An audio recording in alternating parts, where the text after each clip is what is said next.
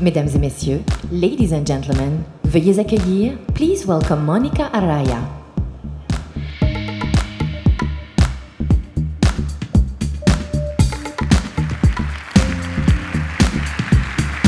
Hi.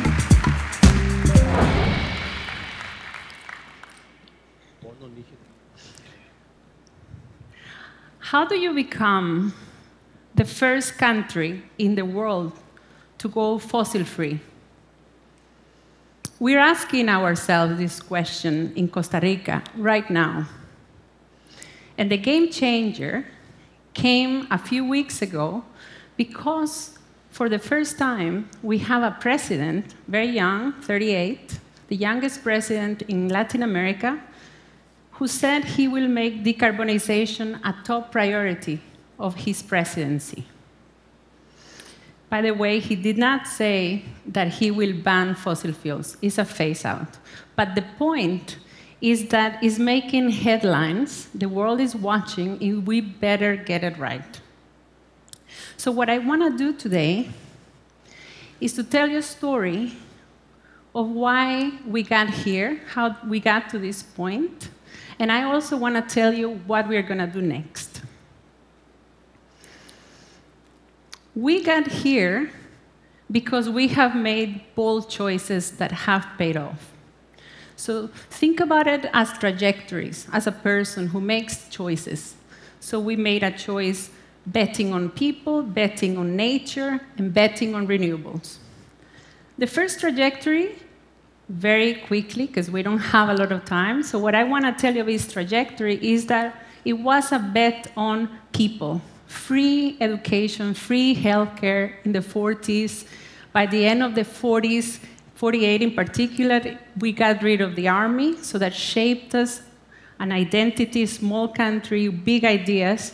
And then, of course, that paid off, because by now we have very high levels of social progress.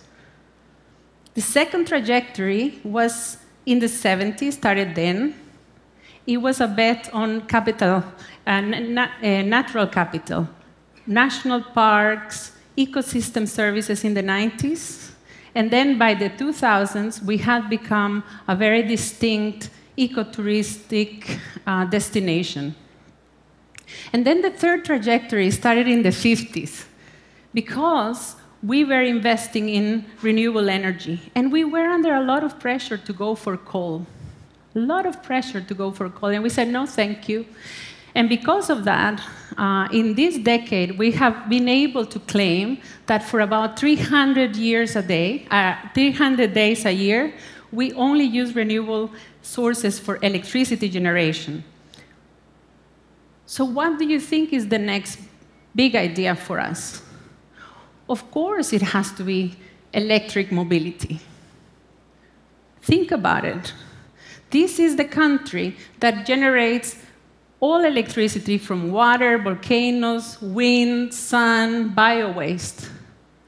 So if you are Costa Rican, you have to ask yourself, why would you keep using oil, foreign oil for transportation, if electricity can do the job? So that is why we created Costa Rica LIMPA about 5 years ago. It's not a governmental organization, it's by citizens. And the idea behind Costa Rica LIMPA is very simple. If you want to become a fossil-free country, it's about people embracing it. Because yes, it is a big transformation. It requires a lot of structural change. But it has to become embedded in everyday life.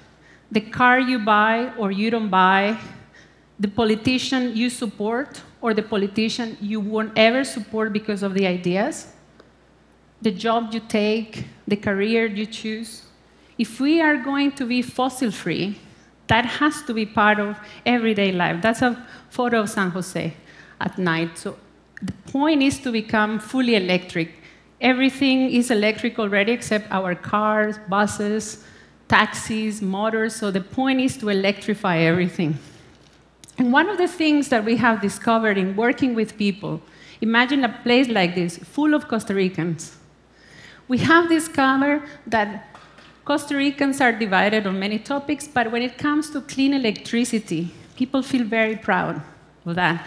So we work with the concept of pura vida, which means an easy life, a good life. It's a very distinctively Costa Rican expression, and we say, if we want to be a good country, a pura vida country, we better bet on zero emissions. And that means electrifying transportation because the electricity is already clean. And we believe in powerful symbols. And the powerful symbol that we have found with citizens, with voters, with people in rural communities, is the idea that we don't like the exhaust pipe. It has become a symbol of the 20th century. So you want to modernize the country? Let's become the country that gets rid of the exhaust pipe. That day, when that happens, we will have achieved decarbonization. So we use a lot of visuals, and we communicate to people, we want to be un país sin muflas, because we have the option. And saying this 5 years ago was difficult, because people said, it's all about cleaner fossil fuels. No, it's about getting rid of fossil fuels for transportation. So one thing that has been surreal for me is the power of telling stories. I was asked to tell the story of our work in Costa Rica about 2 years ago at TED. And that story at the time was imagination. This is the aspiration we want to use for our inspiration. And guess what?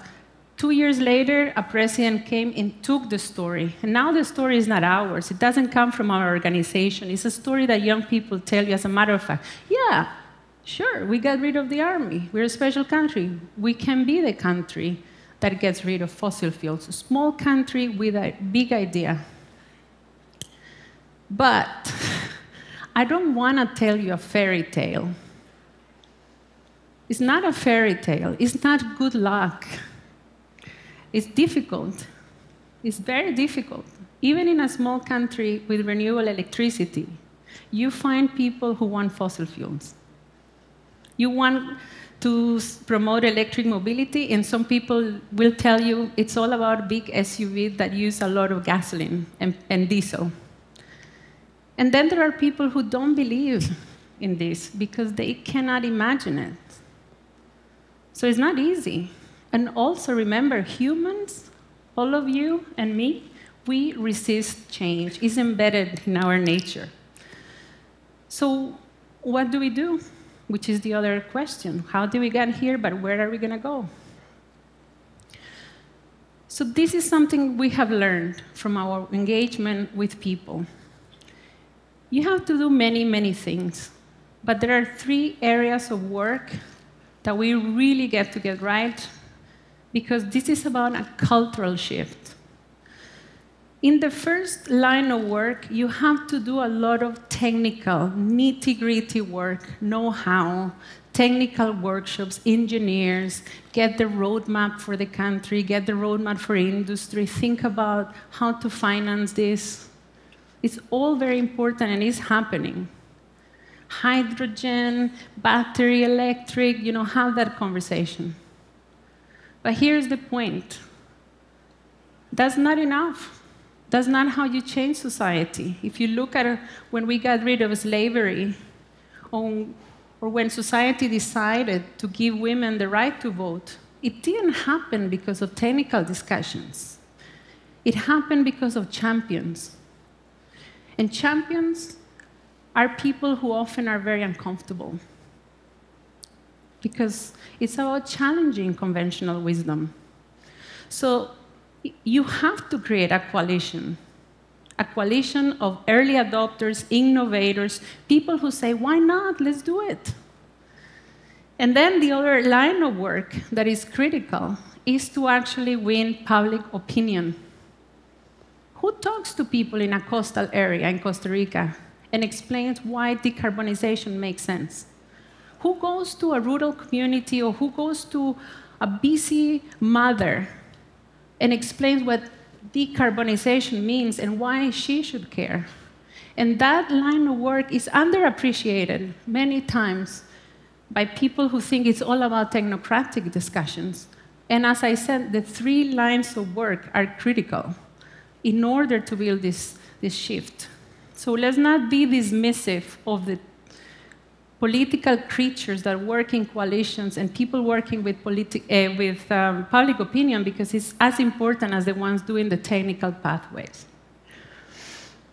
So in the work we've done, we have tried to collect people who can do the 3 lines of work. So one of the first things we did is to show that this idea was doable. So we did the technical pathway, and now the new government is engaging in the new one, the official one. This was coming from out of government. The coalition of champions has been critical for this story in Costa Rica. We found champions in Congress. We have opposition in Congress, but champions made a difference. Power sector experts who are in love with this idea and who want to make it happen. EV, electric vehicle charging experts, clean tech supporters, private sector people. And in every cluster, you find people who don't believe in this. So the key is to find the ones who can make a big difference in their company, in their institution, with consumers. And of course, at the center has been the early adopters.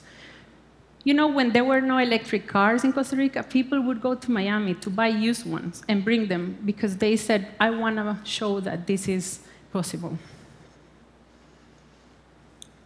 So we also created the Asociación Costarricense de Movilidad Eléctrica. You know why? Because a lot of people were saying, oh, this is about the government and companies. This is about regulators and regulators regulated. It's about having a conversation between the public and private sector. And we kept saying, what about us? What about the users? What about the consumers? What about the voters? Where do we fit in this? How do you know what we want? Because every time we go and ask for an electric bus or an electric car, we're told that it can't be done, that they don't work. Often, you know who are the most skeptical people when it comes to electric cars? The sellers of cars. They try to persuade you that you don't want that kind of transformation. You just have to stick with this car that I'm trying to sell.